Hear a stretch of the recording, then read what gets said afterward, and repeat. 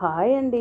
ఈరోజు నేను పన్నీర్ బిర్యానీ తయారు చేస్తున్నాను. దానికోసం ఫస్ట్ పన్నీర్ను వాష్ చేసుకొని క్యూబ్స్గా కట్ చేసుకొని ఒక ప్లేట్లో పెట్టుకొని దాంట్లోనే ఉప్పు, కారం, గరం మసాలా, పసుపు అన్నీ వేసేసి బాగా మిక్స్ చేశాను. ధనియా పౌడరు, కొంచెం ఆయిల్ కూడా వేసేసి బాగా మిక్స్ చేసేసి పక్కన పెట్టాను అన్నమాట.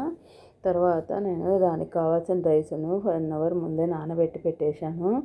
తర్వాత దానికోసం కావాల్సిన వాటర్ని కూడా పెట్టేసి పొయ్యి మీద నేను బాయిల్ చేసుకున్నాను. బాయిల్ చేసేసి వాటర్ను తర్వాత రైస్ పోసేసాను.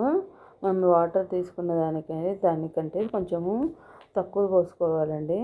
నేను బాయిల్ చేసేటప్పుడు వాటర్ను నేను కొంచెం రైస్ హాఫ్ బాయిల్డ్ అయినప్పుడు తీసేసి చేద్దాం అనుకున్నాను. కొంచెం ఎక్కువనే అయింది బాయిల్డ్ అయినా కానీ బాగా వచ్చిందండి టేస్ట్. ఫస్ట్ నేను పన్నీర్ క్యూబ్స్ను అన్నిటిని బాగా వేయించుకొని పక్కకు తీసేసి దాంట్లోనే ఆనియన్స్, పచ్చిమిర్చి 2 వేసేసి బాగా వేయించేసాను. దాంట్లోనే తర్వాత అల్లం వెల్లుల్లి పేస్ట్ వేసేసి తర్వాత టమాటోస్ కూడా వేసేసి బాగా క్రష్ చేసినట్టు బాగా వేగేటట్టు చేశాను అనమాట. వాటర్ పెట్టేశాను. బిర్యానీ ఆకు అన్నీ బిర్యానీ దినుసులు అన్నీ వేసేసి నిమ్మరసము, కొంచెం సాల్టు, ఆయిల్ అన్నీ వేసేసి వాటర్ని బాయిల్డ్ చేసేసి దాంట్లో రైస్ వేసేసాను అనమాట. కొంచెం నెయ్యి కూడా వేసేసి అన్నిటినీ బాగా వేయించుకున్నాను. రైస్ ఆనియన్స్ అన్నీ వేయించుకున్నాక గ్రేవీ తయారయ్యేటప్పుడు నేను తర్వాత మనం తయారు చేసి పెట్టుకున్న పన్నీర్ క్యూబ్స్ని కూడా దాంట్లోనే వేసేసి బాగా మిక్స్ చేశాను. కొంచెం పెరుగును కూడా వేసానండి.